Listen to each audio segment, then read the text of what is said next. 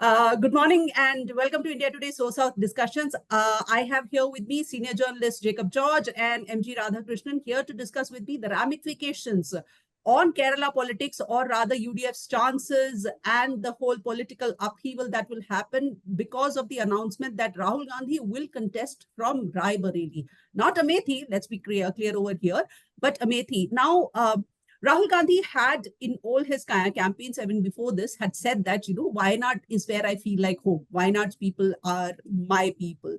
They are my family. And also that,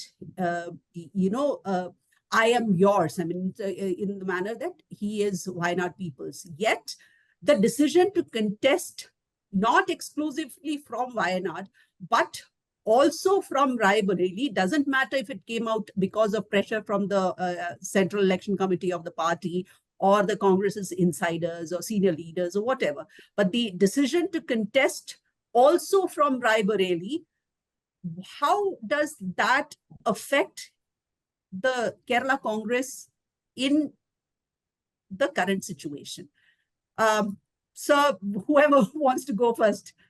Okay. You can make the call. Jacob, sir. Should I? Okay. I will say that, Raebareli, Amethi constituencies like that, they have been the home turf of Congress.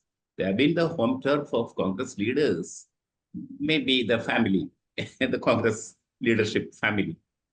I think for Priyanka Gandhi or Rahul Gandhi, it's not a sin to contest from their home constituencies to which they are very familiar with. And I will say that, you try to bring out the point that people of Wayanad will not welcome this decision that way. But I think Kerala people know that it is a political decision. Raebareli is a constituency where Rahul Gandhi will be able to force his presence, to force himself to be there as a force to reckon with for the BJP.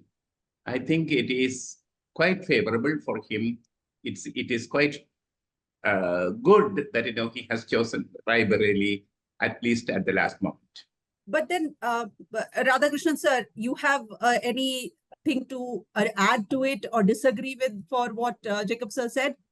Well, I don't have anything to disagree with, but at the same time, this could actually give some kind of optical problem for Congress, in the sense that, it is absolutely certain that if he is going to win Raebareli, he is going to drop Wayanad.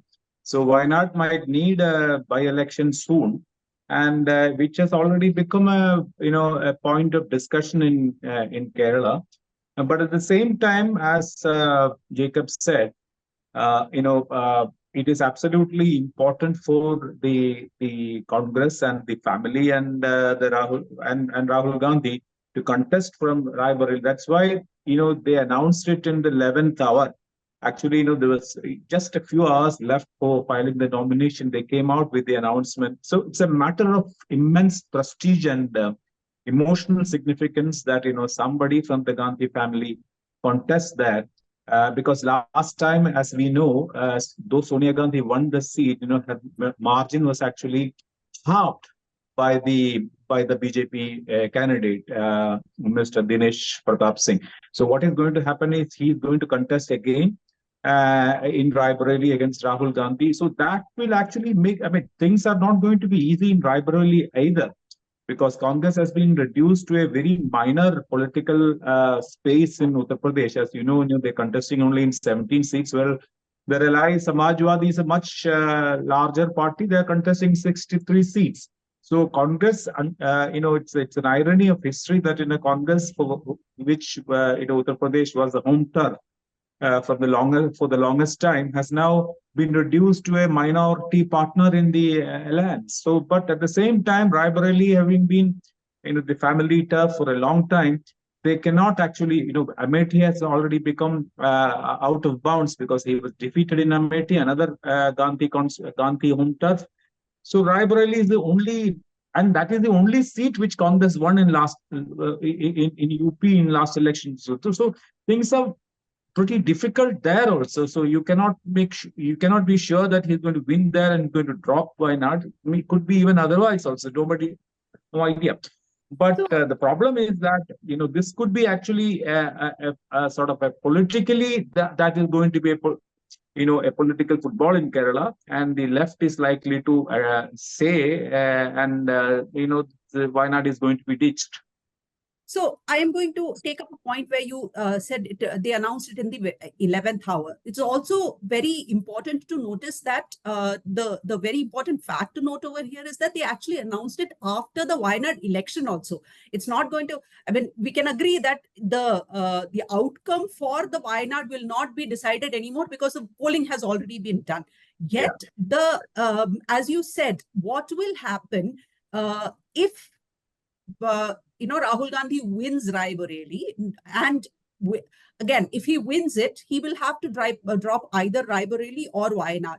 And given that you yourself mentioned that it's a matter of prestige for the Congress party, it's almost a given. Although it's the Congress party's decision that Wayanad will be dropped. Now, here is what Ani Raja also said, that the decision to name or field Rahul Gandhi from Raebareli, it was a betrayal of the people because they did it after the Wayanad election. So it's a given. But how will that affect if and when either Raebareli or Wayanad by-election happens? And as we know, let's presume that it is going to be Wayanad, because given the history of Congress with Uttar Pradesh, it most probably will be that Wayanad that will be dropped.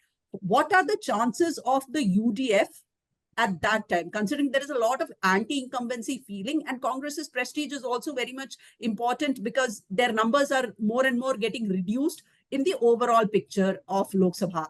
Well, Wayanad, if a by-election comes, Wayanad will be a very interesting constituency to watch, because Wayanad, in spite of having its image as a very strong Congress bastion, it has been a Congress bastion for a long time. But at the same time, if you look at the results of 2014, that is the election before last, the Congress candidate actually had to sort of scrape through, because the kind of majority that he had was just about 20,000 plus. So from 20,000 plus, it is Rahul Gandhi's presence and also the kind of impression that he might even become the Prime Minister of India that made Rahul Gandhi in 2019 to get a huge landslide of more than 4 lakhs, 4.5 lakhs or something of margin. So if there is going to be a by-election, and there could be a big propaganda or a sort of publicity sort of blitz, as it were, that Wayanad has been betrayed, as Ani Raja has already said, and the people of Wayanad has been ditched and things like that, that could actually be slightly problematic for the Congress if a by-election comes. So these 2 points, now, not that the bastion, the Wayanad is not a completely unchallengeable kind of fortress, because as I said, the majority was less, and only Rahul Gandhi made it larger than last time. So if a by-election comes, in spite of this anti-incumbency against Pinarayi government and all, Congress will not have a very smooth sail even in the by-election if a by-election comes. Jacob sir, do you have anything to add to what Radhakrishnan sir said? Yes, I will say that the Congress party in Kerala, as Radhakrishnan knows, will really, in fact, appreciate the decision of Rahul Gandhi, only because the seat will be open for somebody from the Congress itself, from the state. So it will be able to field a new face that will be appreciated by especially the youth in Kerala, because even in the present election, no new face has been fielded in any of the seats. All the state election committee has taken a decision, a foolish decision, to field the existing candidates, because they won 19 out of 20 seats last time. So that means virtually no seat fell vacant for a newcomer, for a new face to stand. So why not, if it is abandoned by Rahul Gandhi, will go to some new faces that will be an attraction for the youth of Kerala, Congress, Congress in Kerala, and of course, Congress party at large. That's what I think about it.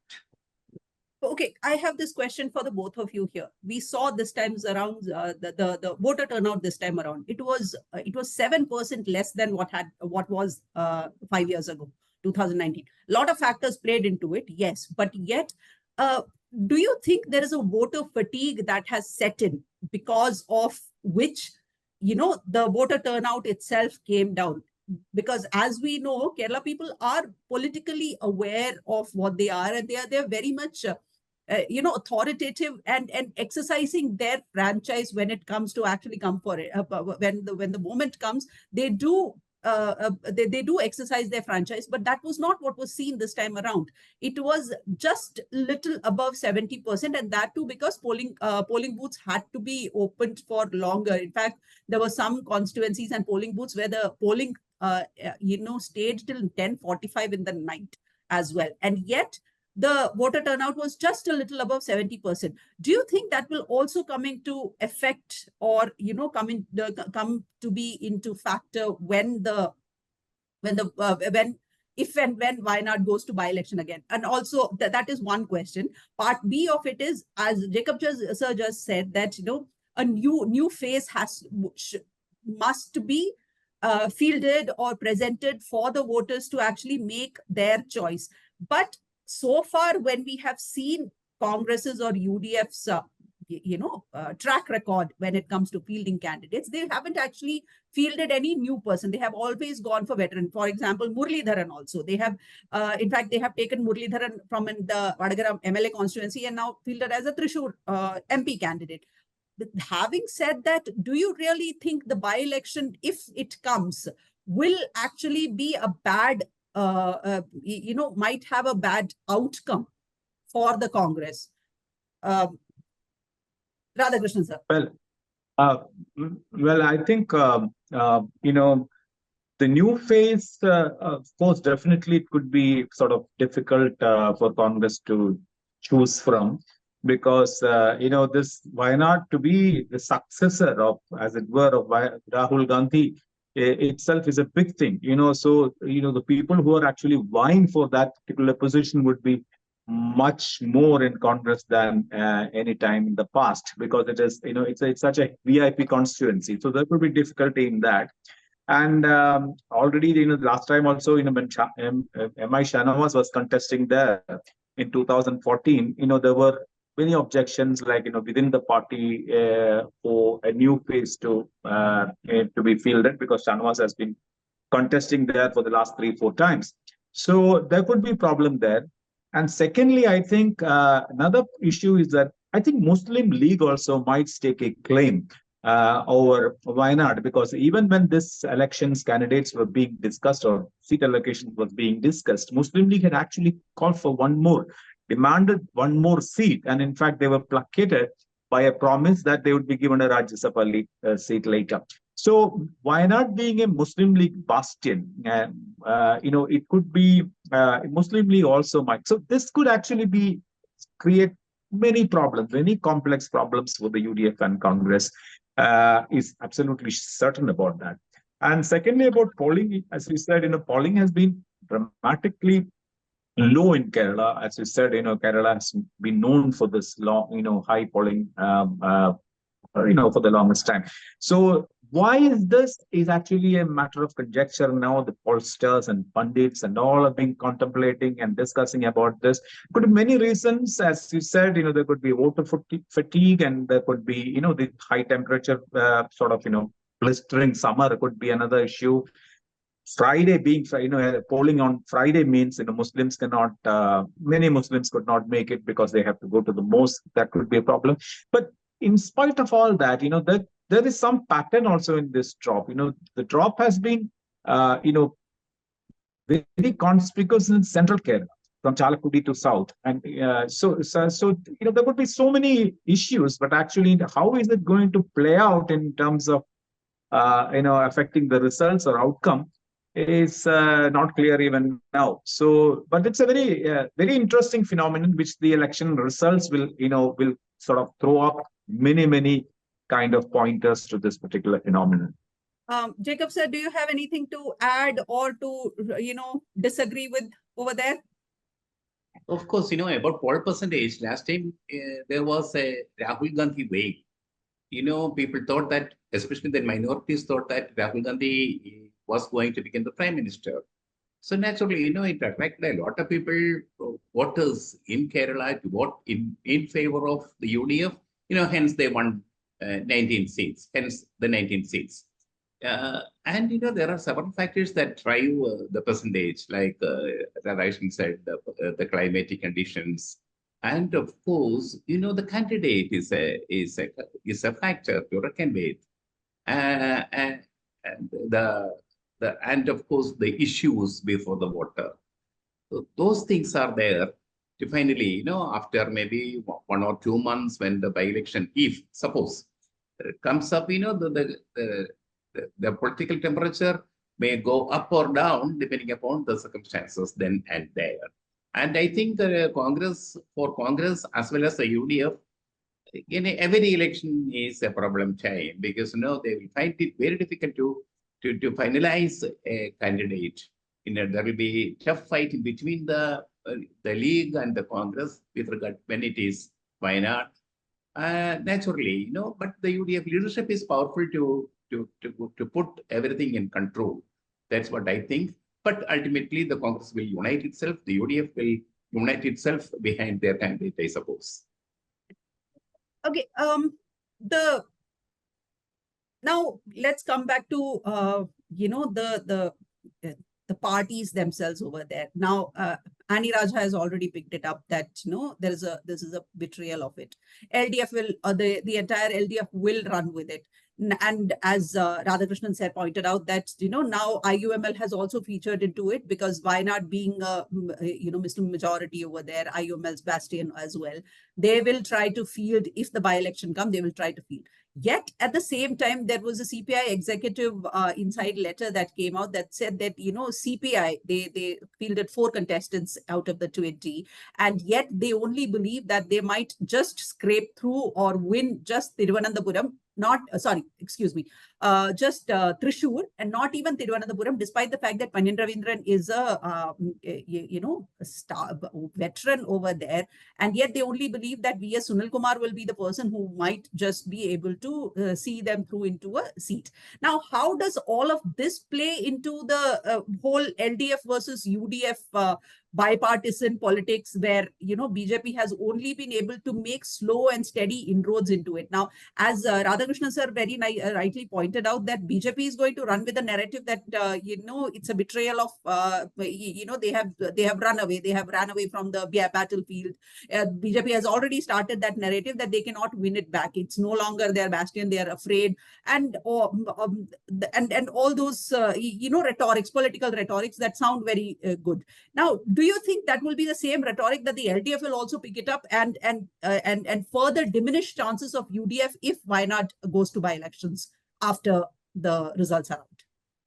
Well, I think so. And CPI, actually, I know there's a small correction. I think, if I'm right, I'm not absolutely sure, because CPI has said actually they would win 3 seats of the 4 that they contested. Their only seat that they might not win is Wayanad. That's what I said. But at the same time, they are sure that they will bring down the margin in Wayanad compared to last time. All the other seats, even random, they think that they will win. Panyan Ravindran will win. Now, secondly, this issue about this LDF campaign. I think LDF also will be campaigning on the same issue, because Wayanad already, there are this kind of complaints that Rahul Gandhi has not addressed the issues of his constituents, that is Wayanad, because he has been too busy into national politics or whatever it is. He has not been he has not been attending Parliament on a regular basis, and Wayanad has been going through serious issues like the human-beast conflict and so many other things. Correct. So whether Rahul Gandhi did, the complaint that raised against Rahul Gandhi by the BJP basically, and also the left, is that Rahul Gandhi had been too busy to attend the issues and the problems of his constituency. So this could actually, go to a higher pitch if he actually drops Wayanad.